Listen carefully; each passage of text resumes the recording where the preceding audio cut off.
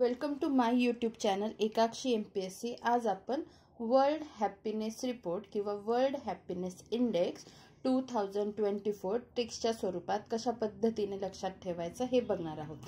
तर त्यासाठीची ट्रिक आहे 126,000 कोटी रुपये FDI मिळाला म्हणून भारत आनंदी झाला।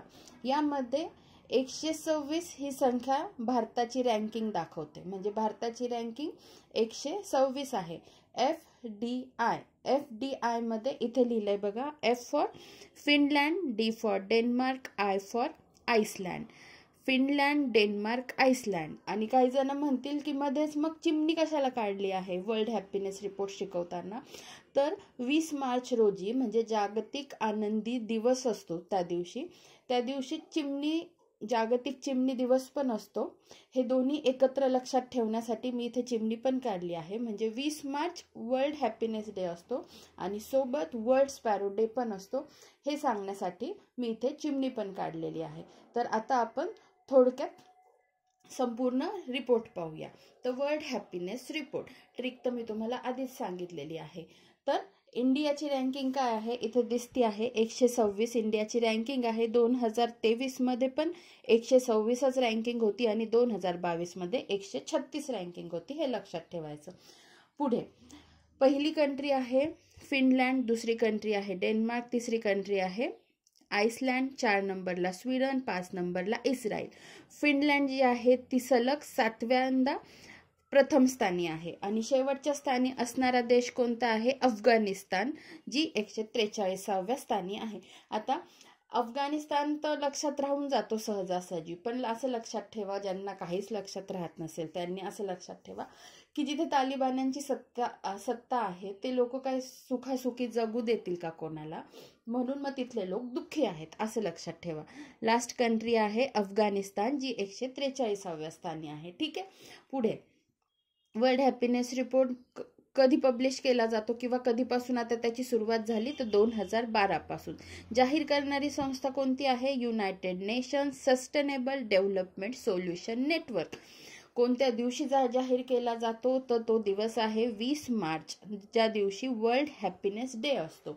नंतर 6 पॅरामीटर्स आहेत ज्याच्यावर म्हणजे त्या 6 क्रायटेरिया किंवा व्हेरिएबल्स म्हणतात ज्याच्यावर हा हॅपीनेस रिपोर्ट कॅल्क्युलेट केला जातो। तर ते आहेत प्रति व्यक्ती उत्पन्न, सामाजिक स्थिती, औदार्य, कमी भ्रष्टाचार, सामाजिक स्वातंत्र्य, आरोग्य। ठीक आहे। त्याच्यानंतर आपल्या भारताचं स्थान आपण बघितलेलं आहे, पण जे एशिया कॉन्टिनेंट आहे, आशिया खंडात सगळ्यात प्रथम असणारा देश कोणता आहे, तर इथे बघा, इथे मी लिहिलं आहे सिंगापूर। सिंगापूर प्रथम स्थानी आहे, कसं लक्षात ठेवायचं, सिंगापूरमध्ये सिंग हा शब्द येतो। मग सिंगिंग वरून आपण आनंदी असल्यावर गाणं म्हणतो, त्याच्यावरून आशिया खंडातला पहिला देश कोणता आहे, सिंगापूर। सिंगापूर प्रथम स्थानी असला तरी तो ऑल ओव्हर जगातल्या रँकिंगमध्ये 30व्या स्थानी आहे, हे पण लक्षात ठेवायचं। सिंगापूर 1 नंबरला आशियामध्ये, नंतर 2 नंबरला तैवान, 3 नंबरला जपान, 4 नंबरला साऊथ कोरिया, 5 नंबरला फिलिपाईन्स आणि भारत पहिल्या 10 मध्ये सुद्धा नाही आशिया खंडात, हे पण लक्षात ठेवा। आशिया खंडात 9 नंबरला चायना आहे। त्याच्यानंतर आपले जे शेजारील देश आहेत, आपल्या शेजारील देशांपैकी आपला जसा 126 रँक आहे, तर आपल्यापेक्षा खाली असणारे 3 देश आहेत फक्त, श्रीलंका, बांगलादेश आणि अफगाणिस्तान। इथे जागा नव्हती म्हणून मी शॉर्टमध्ये लिहिलं आहे, इथे आहे श्रीलंका, बांगलादेश, अफगाणिस्तान, एवढं फक्त समजून घ्या। श्रीलंका 128व्या स्थानी आहे, बांगलादेश 129व्या स्थानी आहे, अफगाणिस्तान तर शेवटच्या स्थानीच आहे।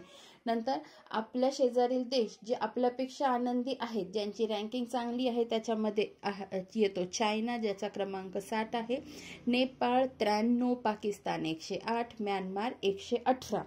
नंतर याच्यामध्ये ज्यांची रँकिंग जी फेल डाऊन झाली आहे किंवा कमी झाली आहे, त्यांच्यामध्ये आहे US fail in ranking from 16 to 23rd, म्हणजे 16 वरून त्याची रँकिंग 23 वर आली आहे आणि जर्मनीची पण 24व्या स्थानी घसरण झालेली आहे।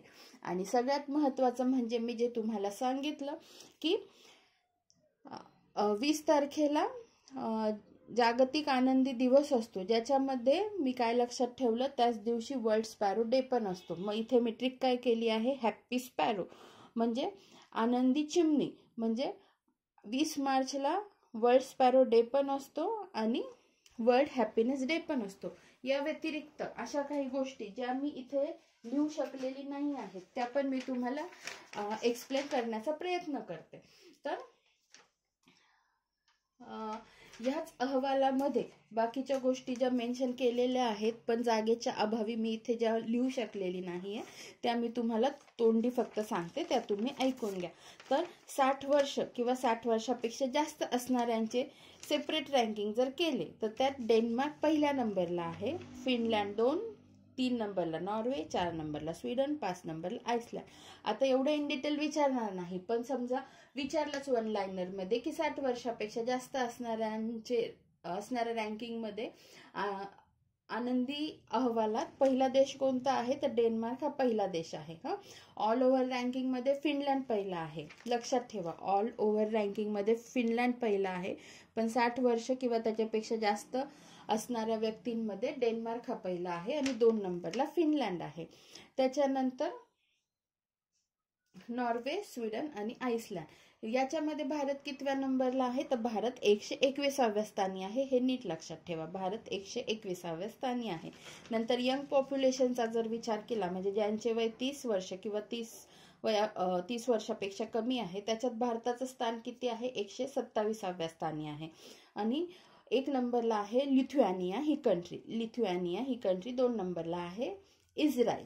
ठीक आहे, हे नीट लक्षात ठेवा की ऑल ओव्हर रँकिंग मध्ये इंडियाचं रँकिंग 126 आहे, पण 60 वर्षांपेक्षा जास्तच्या लोकांमध्ये घेतलं तर भारताचं रँकिंग सुधारलंय, बरोबर, म्हणजे 121व्या स्थानी आहे.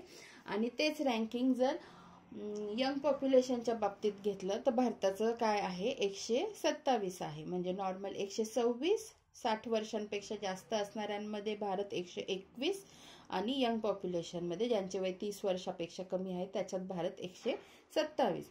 त्याच्यानंतर जी थीम आहे 20 मार्च वर्ल्ड हॅपीनेस डे ची, तर इंटरनॅशनल जी 2024 ची थीम आहे ती काय आहे, reconnecting for happiness, building resilient communities.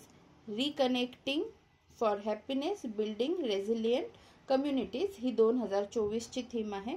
आणि 2023 ची थीम होती be mindful, be grateful, be kind. Be mindful, be grateful, be kind. ठीक आहे, तर अजून अशाच व्हिडिओसाठी एकाक्षी MPSC ला फॉलो करा. धन्यवाद.